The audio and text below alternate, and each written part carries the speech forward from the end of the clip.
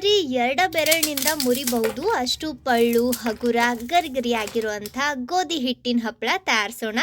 ನಮಸ್ಕಾರ ರೀ, ಶ್ರಾವಣಿ ಅಡುಗೆ ಮನೆ ಒಳಗ ಸ್ವಾಗತ. ನಾನು ರಶ್ಮಿ. ನೀವಿಲ್ಲಿ ನೋಡಾಕತ್ತಿರಬಹುದು, ಇದು 4 ಪಟ್ನಷ್ಟು ಅರಳ್ತೈತಿ.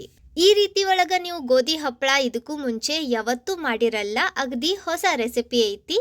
ಇದನ್ನ ತಯಾರ್ಸಕ ನಾವು ಯಾವುದೇ ತರಹದ ಮುಂಚಿತವಾಗಿ ತಯಾರಿ ಮಾಡೋದು ಬೇಕಾಗಿಲ್ಲ. ಹಂಗ ಹಪ್ಪಳ ಲಟ್ಸೋದು, ಹಪ್ಪಳ ಹರಿದು ಮುರಿದು ಈ ಯಾವುದೇ ಜಂಜಾಟನೂ ಇಲ್ಲ. ಮನ್ಯಾಗ ಈಸಿಯಾಗಿ ಅವೈಲೇಬಲ್ ಇರುವಂಥ ಪದಾರ್ಥಗಳಿಂದ ಇದನ್ನು ನೀವು ತಯಾರಿಸಿ ವರ್ಷಾನ್ಗಟ್ಲೆ ಸ್ಟೋರ್ ಮಾಡಿ ಇಡಬಹುದು. ಜಾಸ್ತಿ ತಡ ಮಾಡೋದು ಬೇಡ. ಗೋಧಿ ಹಿಟ್ಟಿನ ಈ ಹಪ್ಪಳ ಹೆಂಗೆ ಮಾಡೋದು ಅಂತ ತೋರಿಸ್ಕೊಡ್ತೇನೆ ಬರ್ರಿ.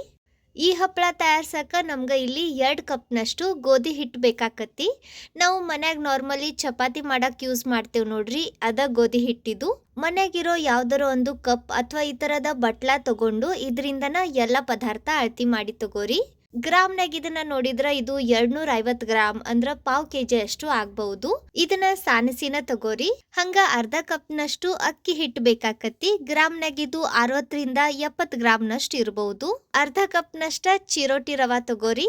ಬಹಳ ಸಣ್ಣಕ್ಕಿರ್ತೈತಿ ನೋಡ್ರಿ, ನಾವು ಉಂಡೆ ಅದ್ ಕಟ್ಟಕ್ ಯೂಸ್ ಮಾಡ್ತೀವಿ, ಅದ ರವಾ ತಗೋರಿ.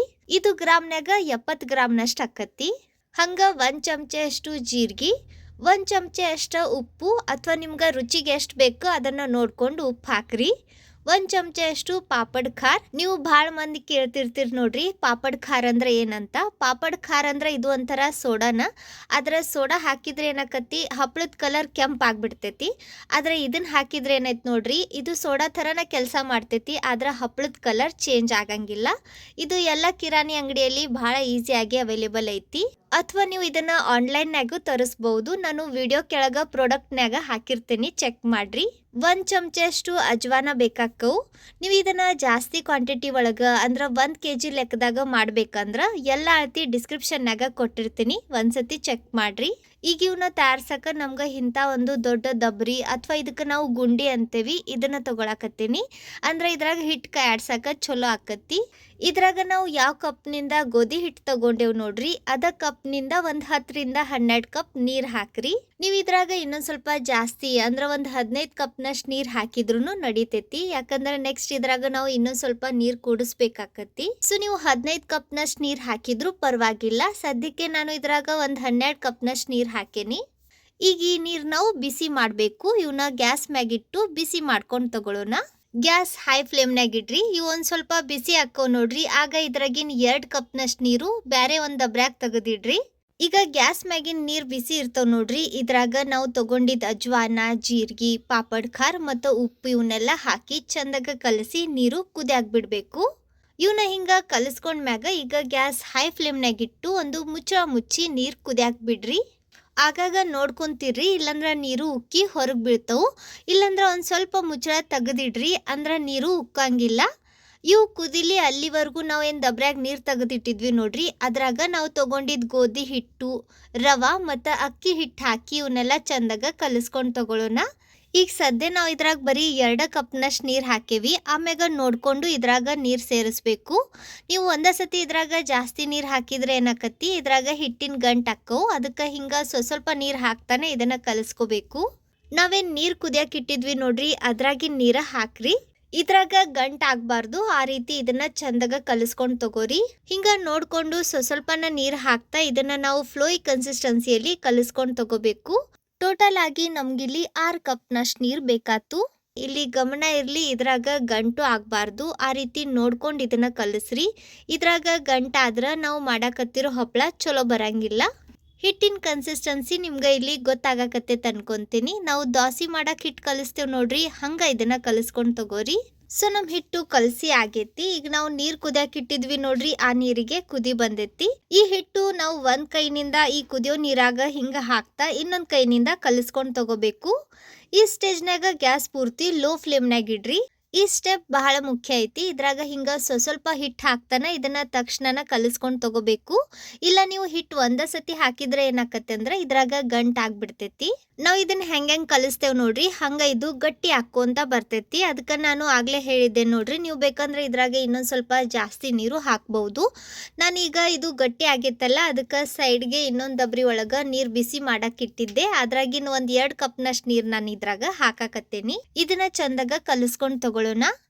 Gas low to medium flame ನಡುವೆ ಇಟ್ಟು ಹಿಂಗ ಕಾಡ್ಸ್ತಾನ ಇದನ್ನ ನಾವು ಬೇಯಿಸಿ ತಗೋಬೇಕು.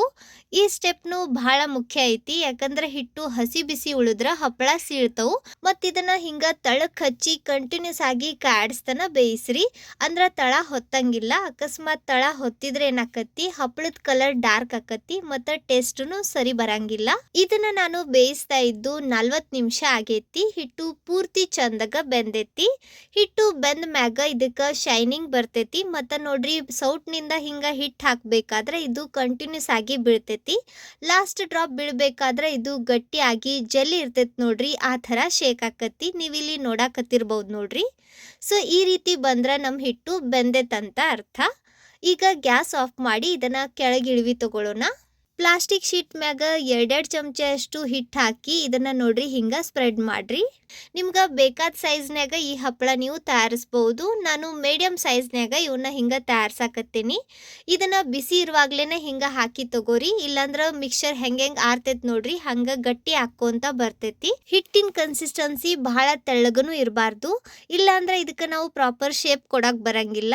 ಅಕಸ್ಮಾತ್ ಲಾಸ್ಟಿಗೆ ಹಿಟ್ಟು ಬಹಳನ ಗಟ್ಟಿ ಆಗೈತಿ ಹಪ್ಪಳ ಹಾಕಕ್ ಬರಂಗಿಲ್ಲ ಅಂದ್ರೆ ಇದ್ರಾಗ ಇನ್ನೊಂದ್ ಸ್ವಲ್ಪ ನೀರ್ ಹಾಕಿ ಇದನ್ನ ಕುದಿಸಿ ಆಮ್ಯಾಗ ಹಪ್ಪಳ ಹಾಕ್ರಿ. ನಾನಿಲ್ಲಿ ಎಲ್ಲ ಹಪ್ಪಳ ಹಾಕೀನಿ. ಇವು ಚಂದಗ ಒಣಗಾಕ 2 ದಿನ ಬೇಕಾಕತಿ. ನೀವು ಹಪ್ಪಳ ಎಷ್ಟು ದಪ್ಪ ಅಥವಾ ತೆಳ್ಳಗ ಹಾಕಿರಿ, ಬಿಸಿಲು ಎಷ್ಟು ಕಡಕ್ ಐತಿ ಅದ್ರ ಮ್ಯಾಲೇನು ಇದು ಡಿಪೆಂಡ್ ಇರ್ತೈತಿ. ಇವು ಮ್ಯಾಗಿನ್ ಸೈಡ್ ಒಣಗಿದ ಮ್ಯಾಗ ನೀವು ಬೇಕಂದ್ರೆ ಇವನ್ನ ಹಿಂಗ ಹೊಳಸಿ ಹಾಕಬಹುದು, ಅಂದ್ರೆ ಇವು ಲಘು ಒಣಗ್ತವು. 2 ದಿನ ಒಣಗಿಸಿದ ಮ್ಯಾಗ ನೋಡ್ರಿ ಇಲ್ಲಿ ನಮ್ ಎಲ್ಲಾ ಹಪ್ಪಳ ಚಂದಗ ಒಣಗ್ಯವು. ಇವನ್ನ ಹಿಂಗ ಪೂರ್ತಿ ಒಣಗಿಸಿ ಏರ್ ಟೈಟ್ ಕಂಟೈನರ್ನ್ಯಾಗ ಸ್ಟೋರ್ ಮಾಡಿ ಇಟ್ರ ಇವು ವರ್ಷಾನ್ಗಟ್ಲೆ ಏನೂ ಆಗಂಗಿಲ್ಲ. ಸೊ ನಮ್ಮ ಹಪ್ಪಳ ರೆಡಿ ಅದವು. ಆ ಕಡೆ ನಾನು ಎಣ್ಣೆನೂ ಬಿಸಿ ಮಾಡಕ್ಕೆ ಇಟ್ಟಿನಿ. ಮತ್ತು ತಡ ಯಾಕ್ರಿ, ಬರ್ರಿ ಇವನ್ನ ಫ್ರೈ ಮಾಡಿ ನೋಡೋಣ. ಎಣ್ಣೆ ಪೂರ್ತಿ ಕಡಕ್ ಬಿಸಿ ಮಾಡ್ಕೊಂಡ್ ಮ್ಯಾಗನ ಇವನ್ನ ಎಣ್ಣೆಗೆ ಹಾಕ್ರಿ. ಮತ್ತು ಇವನ್ನ ಫ್ರೈ ಮಾಡ್ಬೇಕಾದ್ರೆ ನೋಡ್ರಿ ಹಿಂಗ 2 ಜಾರಿ ಸೌಟ್ ತಗೋರಿ, ಅಥವಾ 2 ಸೌಟ್ನಿಂದ ಹಿಂಗ ಹೀಚ್ತನ ಇವನ್ನ ಫ್ರೈ ಮಾಡ್ರಿ, ಅಂದ್ರೆ ಇವು ಚಂದಗ ಅಳ್ಕೊಂತವು. ನೋಡ್ರಿ ಇದು ಆಲ್ಮೋಸ್ಟ್ 4 ಪಟ್ನಷ್ಟು ಅರಳೈತಿ. ಇದೇ ರೀತಿ ಉಳ್ದಿದ್ದ ಹಪ್ಪಳನು ಫ್ರೈ ಮಾಡ್ಕೊಂಡು ತಗೊಳ್ಳೋಣ. ನೋಡಿದ್ರಲ್ಲ ಗೋಧಿ ಹಿಟ್ಟಿನಿಂದ ಎಷ್ಟು ಸುಲಭವಾಗಿ ಈ ರೀತಿ ನಾವು ಇನ್ಸ್ಟಂಟ್ ಆಗಿನ ಅನ್ಬಹುದು ಹಪ್ಪಳ ತಯಾರಿಸ್ಬಹುದು. ಯಾಕಂದ್ರೆ ಇದಕ್ಕೆ ನಾವು ಯಾವುದೇ ತರಹದ ಮುಂಚಿತವಾಗಿ ತಯಾರಿ ಮಾಡಿಲ್ಲ. ಕೆಲವೊಂದು ಪಾಯಿಂಟ್ಸ್ ಅಷ್ಟ ಗಮನದಲ್ಲಿ ಇಟ್ಕೋರಿ. ಮೊದಲನೇದಂದ್ರ ಗೋಧಿ ಹಿಟ್ಟು ಏನೈತೆ ನೋಡ್ರಿ ಅದು ಸಣ್ಣಕ್ಕಿರ್ಬೇಕು. ಎರಡನೇದಂದ್ರ ನಾವು ಹಿಟ್ಟು ಬೇಯಿಸ್ಬೇಕಾದ್ರ ಚಂದಗ ಬೇಯಿಸ್ಬೇಕು, ಅದು ಹಸಿ ಬಿಸಿ ಉಳಿಬಾರ್ದು. ಇನ್ನೊಂದು ಹಿಟ್ಟಿನ ಕನ್ಸಿಸ್ಟೆನ್ಸಿ ಏನೈತೆ ನೋಡ್ರಿ ಅದು ಬಹಳ ತೆಳ್ಳಗಿರಬಾರ್ದು. ಆಮ್ಯಾಗ ಕಂಟಿನ್ಯೂಸ್ ಆಗಿ ಕಾಡ್ಸ್ತಾನ ಹಿಟ್ಟು ಬೇಯಿಸ್ರಿ, ತಳಕ್ ಹೊತ್ತಿಸ್ಬೇಡ್ರಿ. ಕೇಳ್ರಿ, ಈ ಸೌಂಡ್ ಕೇಳಿದ್ರನ ನಿಮ್ಗೆ ಗೊತ್ತಾಗ್ತಿರ್ಬಹುದು ಹಪ್ಪಳ ಎಷ್ಟು ಹಗುರ ಪಳ್ಳು ಮತ್ತು ಗರಿಗರಿಯಾಗಿ ಬಂದವಂತ. ಇವನ್ನ ನಾವು ಎಲ್ಲರ ಹೊರಗೆ ಟೂರ್ ಹೋದಾಗ ಈ ಥರದ ಅಗಾರೋ ಇನ್ಸ್ಟಂಟ್ ಕೆಟಲ್ ಇದ್ರಾಗ ಎಣ್ಣೆ ಬಿಸಿ ಮಾಡಿಕೊಂಡು ಸಣ್ಣ ಸಣ್ಣ ತುಂಡು ಮಾಡಿ ಫ್ರೈ ಮಾಡಿ ಇದ್ರ ಮ್ಯಾಗ ಒಂದು ಸ್ವಲ್ಪ ಸಣ್ಣಕ್ಕೆ ಹೆಚ್ಚಿದ ಉಳ್ಳಾಗಡ್ಡಿ, ಟೊಮ್ಯಾಟೊ, ಅಚ್ ಖಾರದ ಪುಡಿ, ಉಪ್ಪು, ಸ್ವಲ್ಪ ಚಾಟ್ ಮಸಾಲ, ಅಥವಾ ನೀವು ಬೇಕಂದ್ರೆ ಇದ್ರಾಗ ನಿಂಬೆ ಹಣ್ಣಿನ ರಸನೂ ಹಿಂಡ್ಬೋದು. ಮತ್ತು ಬಹಳಷ್ಟು ಕೊತ್ತಂಬರಿ ಹಾಕಿ ಇದನ್ನ ಒಂದು ಬೌಲ್ನಾಗ ಹಾಕಿ ಚಂದಾಗ ಮಿಕ್ಸ್ ಮಾಡ್ಕೊಂಡು ತಿಂದ್ರೆ ಭಾಳ ಅಂದ್ರೆ ಭಾಳ ರುಚಿ ಆಕತಿ. ನೀವೆಲ್ಲರ ಹೊರಗೆ ಹೋದಾಗ ಅಥವಾ ಮನ್ಯಾಗನೇ ಏನಾರ ಸ್ಪೈಸಿ ತಿನ್ಬೇಕು ಅನ್ಸಿದ್ರ ಹಿಂಗೆ ಮಾಡ್ಕೊಂಡು ತಿನ್ರಿ. ಇವತ್ತಿನ ಈ ಗೋಧಿ ಹಿಟ್ಟಿನ ಹಪ್ಪಳದ ರೆಸಿಪಿ ನಿಮ್ಗೆ ಹೆಂಗೆ ಅನಿಸ್ತು ಕಮೆಂಟ್ನ್ಯಾಗ ತಿಳಿಸ್ರಿ. ವಿಡಿಯೋ ಚಲೋ ಅನ್ಸಿದ್ರ ಸ್ವಲ್ಪರ ಯೂಸ್ಫುಲ್ ಅಂತ ಅನ್ಸಿದ್ರ ಲೈಕ್ ಮಾಡ್ರಿ. ಮತ್ತು ನಿಮ್ಮ ಫ್ರೆಂಡ್ಸ್ ಹಂಗೆ ಫ್ಯಾಮಿಲಿ ಸರ್ಕಲ್ ಜೊತೆ ವಿಡಿಯೋನ ಶೇರ್ ಮಾಡಿ ಪ್ರೋತ್ಸಾಹಿಸಿ. ಭೇಟಿ ಆಗೋಣಂತ ಇದೇ ಥರದ ಮತ್ತೊಂದು ಹೊಸ ರುಚಿಯಾಗಿರೋ innovative crispy crunchy useful recipe ಜೊತೆಗೆ. ಅಲ್ಲಿವರೆಗೂ ನಕ್ಕೊಂತಿರ್ರಿ, ತಿನ್ಕೊಂತಿರ್ರಿ, ಖುಷಿಯಾಗಿರ್ರಿ.